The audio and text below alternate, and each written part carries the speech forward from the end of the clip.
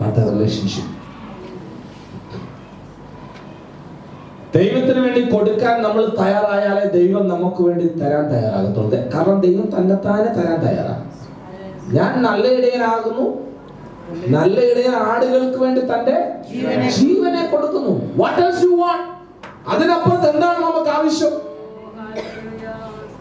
See, most of the time we are searching for a certain material things which we need. From that level we scale the God and the provision of God, and we say that, oh, God is good to me. ഒരു സാമ്പത്തിക നന്മ ഉണ്ടായി കഴിയുമ്പോൾ നമ്മൾ പറയുന്നത് കർത്താവ് എനിക്ക് നല്ലവനായിരുന്നു. സാമ്പത്തികമായ ഒരു ഉയർച്ച ഉണ്ടാകുമ്പോൾ God was good to me. ദൈവം എനിക്ക് നല്ലവനായിരുന്നു എന്ന് നമ്മൾ വിളിച്ചു പറയും. സോ നമ്മുടെ മാനദണ്ഡം എന്ന് ചോദിച്ചാൽ ഒരു മെറ്റീരിയൽ ബ്ലെസ്സിംഗ് ആണ് പലപ്പോഴും ദൈവാനുഗ്രഹം എന്ന് നമ്മൾ ചിന്തിക്കുന്നു. പക്ഷെ ദൈവം പറയുന്നത് ഞാൻ എന്റെ ജീവനെയാണ് നിനക്ക് തരാൻ ആഗ്രഹിക്കുന്നത്. ആമേൻ. ആ സ്ഥിതിക്ക് നമുക്ക് ആവശ്യം, ദൈവത്തിന് ആവശ്യമായിരിക്കുന്നത് എന്താണെന്ന് അറിയാമോ? He is expecting something from us, that is our life back to him. Amen. Praise the Lord. 100 രൂപ കൊടുത്താൽ 1000 രൂപ കർത്താവ് തരും, അല്ലെങ്കിൽ അതിനുള്ളതായ നന്മകൾ ദൈവം തരുമെന്ന് നമ്മൾ വിശ്വസിക്കുന്നുവെങ്കിൽ ഞാൻ ചോദിക്കട്ടെ, നിങ്ങളുടെ ജീവൻ കർത്താവിന് വേണ്ടി കൊടുക്കാൻ നിങ്ങൾ തയ്യാറായാൽ എത്രയധികം ദൈവം നിങ്ങൾക്ക് നൽകി തരും. ആമേൻ. ഹല്ലേലൂയ. That means ഹല്ലേലൂയ, ഇതിന്റെ അകത്തെ ഈ ആഴം മനസ്സിലാക്കണമെങ്കിൽ ദൈവവുമായിട്ട് ഒരു മെർജ് ആകുന്ന ഒരു ദൈവം തന്നെ പറ്റത്തുള്ളൂ. ഹല്ലേലൂയ. പലപ്പോഴും നമ്മൾക്ക് അതിന് സാധിക്കുന്നില്ല. യേശു പറയുന്നത്, കുഞ്ഞെ, ഈ ലോകത്തുള്ളതല്ല എന്റേതാ, ഈ ലോകത്തുള്ള സകലതും എനിക്കുള്ളതാ, എനിക്ക് എപ്പം വേണമെങ്കിലും നിനക്ക് തരാം, പക്ഷെ എന്നെ കിട്ടുക എന്നുള്ളത് ഇച്ചിരി ബുദ്ധിമുട്ടാണ്. Amen. Not the material things. You have to, if you are, capable to get something is okay. വചനം പറയുന്നു, ഞാൻ ദുഷ്ടന്മാരുടെ മേലും നീതിമാന്റെ മേലും ദൈവം എന്ത് ചെയ്യുന്നു? ഒരുപോലെ മഞ്ഞുമഴയെ ദൈവം അയക്കുന്നുണ്ട്. പക്ഷെ ദൈവത്തെ പിടിക്കുക, ദൈവത്തെ കിട്ടുക എന്നുള്ളതാണ് എന്റെ മുഖ്യമായ ആത്മീയ ജീവിതം. Amen. അത് നമ്മുടെ നഷ്ടമാക്കുന്നത് കൊണ്ടാണ് ആത്മീയ സന്തോഷം നമ്മുടെ ജീവിതത്തിൽ കാണുവാൻ കഴിയാത്തത്. പഴയകാല ഭക്തന്മാരുടെ ജീവിതത്തിൽ എന്തുകൊണ്ട് അവർ പാട്ടുപാടി ദൈവത്തെ ആരാധിച്ചു? കഷ്ടതയുടെയും പട്ടിണിയുടെയും സങ്കടങ്ങളുടെയും നടുവിൽ അവർ പാട്ടുപാടി, എൻ സങ്കടങ്ങൾ സകലതും തീർന്നുപോയി, സംഹാര ദൂതനെ കടന്നുപോയി, പറവോന് ഞാൻ ഇനിയും അടിമയല്ല, പരമസിയോന് ഞാൻ അന്യനല്ല. അവർ പാടിയതിന്റെ കാര്യമുണ്ടാ? അവരെ കയ്യിൽ ചെങ്ങൽ, ആമേൻ, ഹല്ലേലൂയ, ആമേൻ, ആമേൻ, അവരെ ചിഞ്ചിലെടുത്ത് അല്ലെങ്കിൽ പാട്ടുപാടി തമ്പാറെടുത്ത് അവർ കൊട്ടി പാട്ടുപാടി ആരാധിക്കുമ്പോ ഒരു നേരത്തെ ആഹാരത്തിന് വകയില്ലാത്തവരായിരുന്നേക്കാം. അടുത്ത ദിവസം കുഞ്ഞുങ്ങളെ എങ്ങനെ സ്കൂളിൽ വിടുമെന്ന് ചിന്തിച്ച് ദുഃഖിച്ചവരായിരുന്നേക്കാം. ഒരു നേരത്തെ വസ്ത്രങ്ങൾ, ഒരു അടുത്ത ദിവസം എന്ത് ധരിക്കും, എങ്ങനെ കുഞ്ഞുങ്ങളെ കല്യാണം കഴിപ്പിച്ചു വിടും, ഇതൊന്നുമല്ലായിരുന്നു അവരുടെ ജീവിതത്തിലെ ചിന്ത. അവരുടെ പ്രാണപ്രിയനായ ദൈവത്തെ അതിന്റെ തേജസ്സോടെ കണ്ടുകൊണ്ട് അവർ പാട്ടുപാടി നൃത്തം ചെയ്ത് ദൈവത്തെ ആരാധിച്ചു. അവർക്ക് ലോകത്തുള്ളതായിരുന്നില്ല മുഖ്യം, നിത്യമായ സന്തോഷത്തെ അവർ മുമ്പിൽ കണ്ടവരായിരുന്നു. ഹല്ലേലൂയ. അതുകൊണ്ടാണ് അവർ പാട്ടുപാടിയത്, ഇനി ഞാൻ പറവോന് ഞാനിനി അടിമയല്ല, പരമസിയോന് ഞാനിനി അന്യനല്ല. ഇന്ന് പകൽക്കാലം പ്രിയ ദൈവമൈതലേ, ഈ മെറ്റീരിയൽ തിങ്സിന് വേണ്ടിയാണ് ഞാൻ നിങ്ങൾ ഓടുന്നുവെങ്കിൽ ലോകത്തുള്ള സകല മനുഷ്യന്മാരും അരിഷ്ടന്മാരാണ് നമ്മൾ. നമ്മുടെ ജീവിതത്തിൽ നാം നോക്കേണ്ടത് നിത്യമായ ഒരു രാജ്യമായിരിക്കണം. എനിക്ക് വേണ്ടി തേജസ് ധരിച്ചവരാൽ ആ മാതാകാശ മൈതാനിയിൽ ഇറങ്ങി വരുന്ന, എന്നെ ചേർക്കാൻ കടന്നു വരുന്ന ശ്രേഷ്ഠനായ ഒരു ഇടയൻ പ്രത്യക്ഷനാകുമ്പോൾ ഞാനും അവനോടുകൂടെ പ്രത്യക്ഷനാകും. ഇതാണ് ദൈവത്തിന്റെ പ്രത്യാശ. ഇത് നിന്റെ ജീവിതത്തിന്റെ ഉള്ളത്തിലേക്ക് കടന്നു കയറി കഴിഞ്ഞാൽ നിനക്ക് പാടുവാൻ കഴിയും, ലോകമേതും യോഗ്യമല്ല എനിക്ക്. ഹല്ലേലൂയ. നാദരും മുൾമുടി നൽകിയ ലോകമേ, നീ തരും പേരെനിക്ക് എന്തിനായി? ഇന്ന് പകൽക്കാലം പ്രിയ ദൈവമൈതലേ, അതാണ് ദൈവഭക്തന്റെ പ്രത്യാശ. നിന്റെയും എന്റെയും ജീവിതത്തിൽ ലോകം നിനക്ക് തരുന്നതായ നന്മയും അനുഗ്രഹവും ഉൾക്കിരീടമാണ്. എന്നാൽ ദൈവം തരുന്നത് ശ്രേഷ്ഠമാണ്. ഒരു ദൈവ പ്രത്യാശയുള്ള ദൈവമൈതലുള്ള ആ സിയോനെ മുമ്പിൽ കാണാൻ കഴിയും. അവന് കാണുവാൻ കഴിയുന്നത് നിത്യതയായിരിക്കും. ഇന്ന് പകൽക്കാലം ദൈവമക്കളുടെ ജീവിതത്തിൽ പ്രത്യാശ ഉണ്ടാകട്ടെ എന്ന് ഞാൻ ആത്മാർത്ഥമായി പ്രാർത്ഥിക്കുക. നിനക്ക് വേണ്ടി യേശു കാൽവരിയിൽ തന്നത് 1 കോടി രൂപയല്ല. നിനക്ക് വേണ്ടി യേശു കാൽവരിയിൽ തന്നത് നിന്റെ രോഗശാന്തി ആയിരുന്നില്ല. യേശു നിനക്ക് വേണ്ടി കാൽവരിയിൽ തന്നത് തന്റെ ജീവനെയാണ്. അവന്റെ ജീവനെ തന്നാണ് നിന്നെ രക്ഷിച്ചതെങ്കിൽ ഇന്ന് പകൽക്കാലം അതൊരു പ്രത്യേക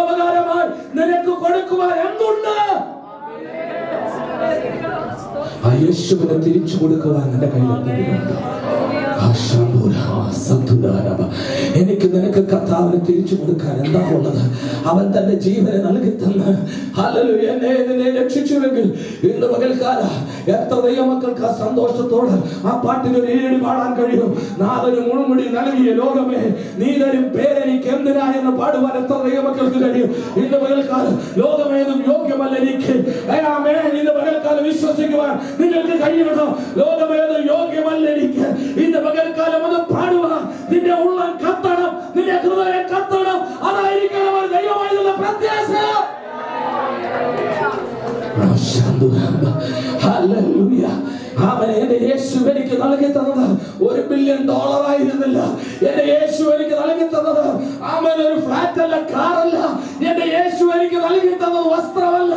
എന്റെ യേശു എനിക്ക് നൽകി തന്നത് എന്റെ ജീവനെങ്കിൽ ഇന്ന് പകൽക്കാലം അവന് പ്രത്യോപകാരമായി എനിക്ക് എന്താണ് കൊടുക്കുവാനുള്ളത്? പാടാൻ കഴിയണം. പിതാക്കന്മാര് പാടി, ഭക്തന്മാര് പാടി.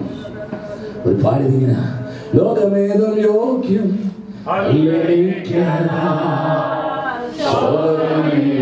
ഭാഗ്യം ഉണ്ടു ക്രിസ്തുവിൽ. ഓ ലോകമേതും യോഗ്യം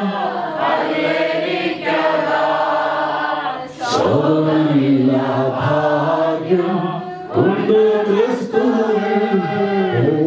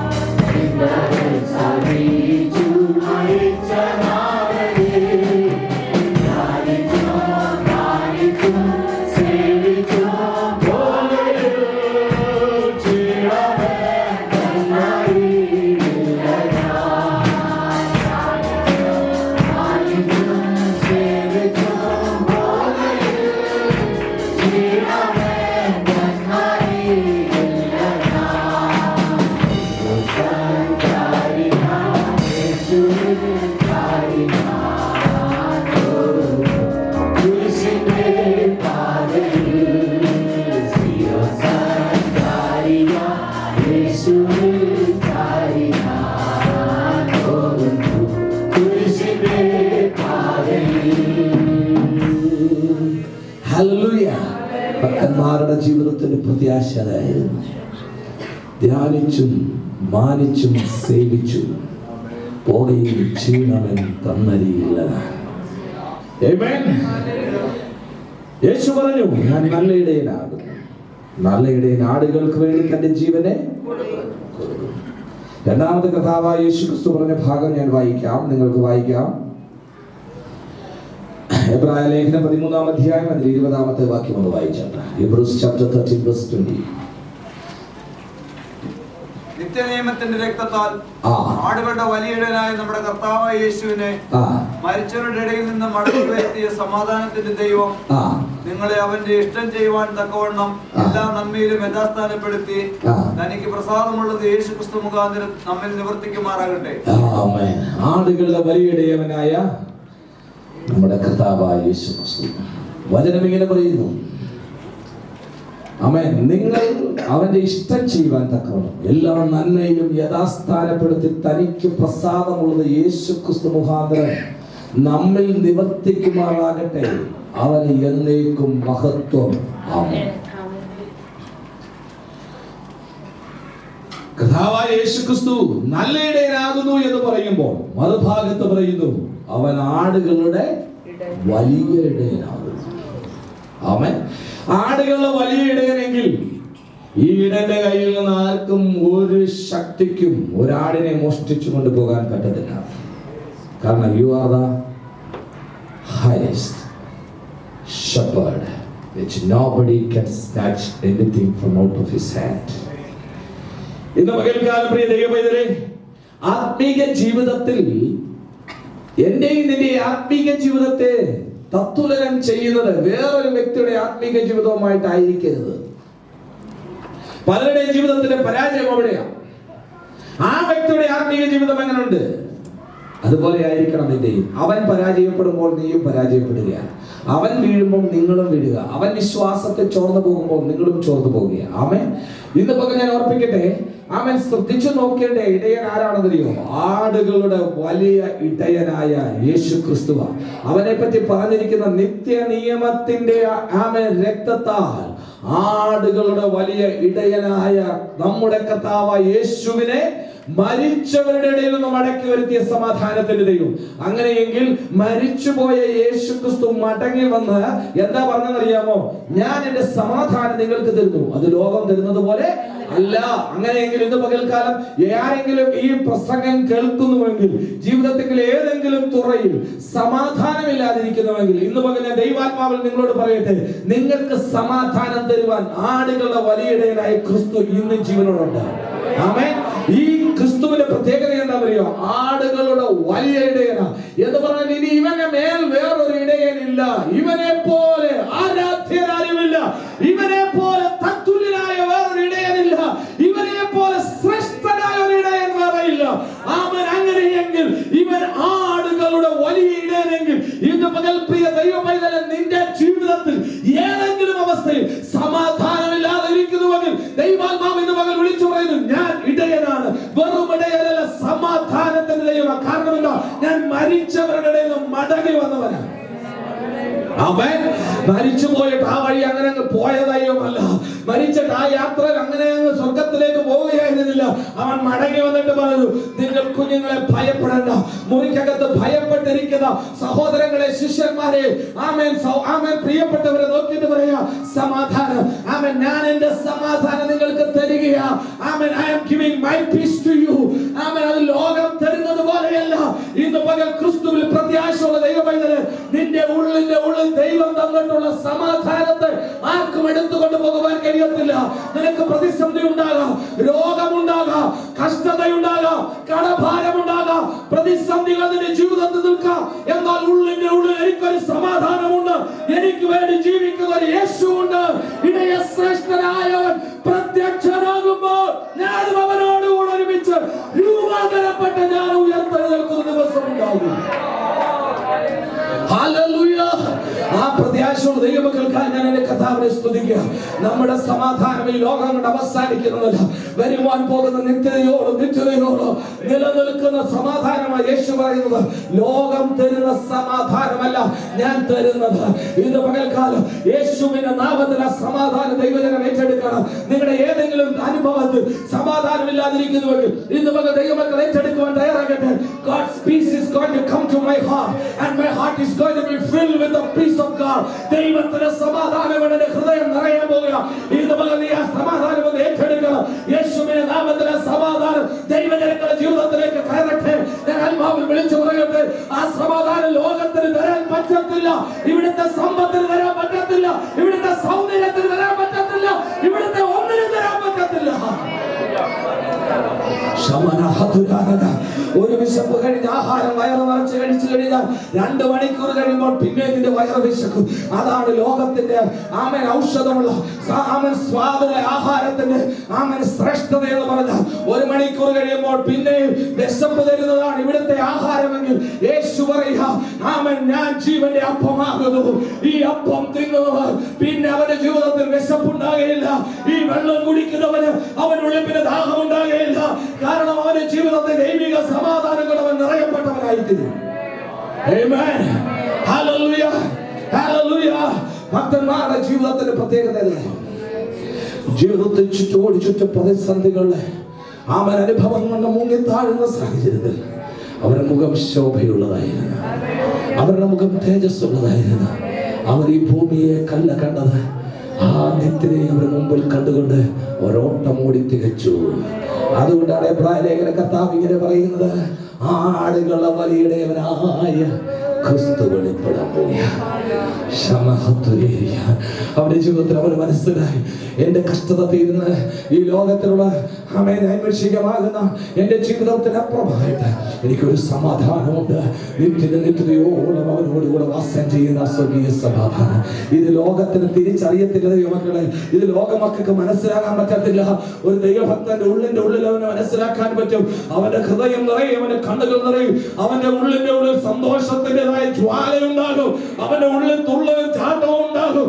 അവന്റെ വാ തുറന്ന് അവൻ ദൈവത്തെ സ്തുതിക്കുവാൻ തുടങ്ങും. അവൻ അടങ്ങിയിരിക്കാൻ കഴിയത്തില്ല, കാരണം അവൻ സമാധാനമുള്ളവനോ. Hallelujah, hallelujah. എന്നെ കേൾക്കുന്ന ദൈവമൈതലേ, ഒരു നേരത്തെ ആഹാരത്തിന് വകയില്ലെങ്കിലും നീ പട്ടിണി കിടക്കുകയാണെങ്കിൽ, നിന്റെ കുഞ്ഞുങ്ങളുടെ കാര്യം ഓർത്ത് നീ ദുഃഖം അനുഭവിക്കുന്നവനാകാം. എന്നാൽ ഇന്ന് പകൽക്കാലം ഞാൻ ആത്മാവിൽ വിളിച്ചു പറയട്ടെ, യേശുവിന്റെ സമാധാനം അവന്റെ ഹൃദയത്തെ നിറയ്ക്കാൻ പോവുക. അടുത്ത ദിവസം കുഞ്ഞുങ്ങൾക്ക് ഫീസ് എങ്ങനെ കൊടുക്കുമെന്ന് നീ ചിന്തിച്ചിരിക്കുക.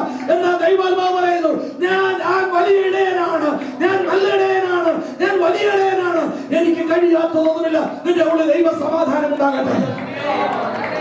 Praise the Lord, praise the Lord, praise the Lord, hallelujah. എന്റെ കാര്യം അറിയണമെങ്കിൽ ദൈവകൃപ പ്രാപിക്കണം.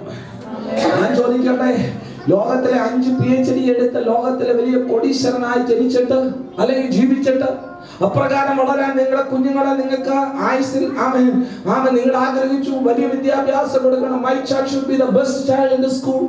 എന്റെ കുഞ്ഞ് ഏറ്റവും നല്ലവനായി പഠിക്കണം, മിടുക്കനാകണം, വളർച്ച പ്രാപിക്കണം, ഉന്നതനാകണം, സാമ്പത്തികം ഉണ്ടാക്കണം. അവസാനം what is going to happen? ഇതെല്ലാം ഉണ്ടാക്കിയിട്ട് നിത്യം നഷ്ടപ്പെടുന്നതിനേക്കാൾ 10ാം ക്ലാസ്സിൽ തോറ്റിട്ടാണെങ്കിലും അവൻ ജീവിക്കാൻ നിവൃത്തിയില്ലെങ്കിലും നിത്യത കൈവരിക്കുന്നെങ്കിൽ അതാണ് നല്ലത്. 10ാം ക്ലാസ്സിൽ തോക്കണം എന്നല്ല ഞാൻ പറയുന്നത്. പ്രൈസ് ദി ലോർഡ്, ഹല്ലേലൂയ, ആമേൻ. എല്ലാ PhD എടുത്തിട്ടും നിത്യത കൈവിട്ടു പോയാൽ ഈ PhD കൊണ്ട് എന്താ പ്രയോജനം? ഈ വിദ്യാഭ്യാസം കൊണ്ട് എന്താ പ്രയോജനം? ഈ സൗന്ദര്യം കൊണ്ട് എന്താ പ്രയോജനം? ഈ സമ്പത്ത് കൊണ്ട് എന്താ പ്രയോജനം? ഒന്നുമില്ലെങ്കിൽ എന്റെ കുഞ്ഞ് നിത്യതയിലുണ്ട്, എന്റെ കുഞ്ഞ് നിത്യതയിലുണ്ട്. ഞാൻ അവനോട് ഒരുമിച്ച് ദൈവത്തെ കാണുമെന്നുള്ള പ്രത്യാശയുള്ള ദൈവമായത് ആത്മീയമായി ചിന്തിക്കട്ടെ.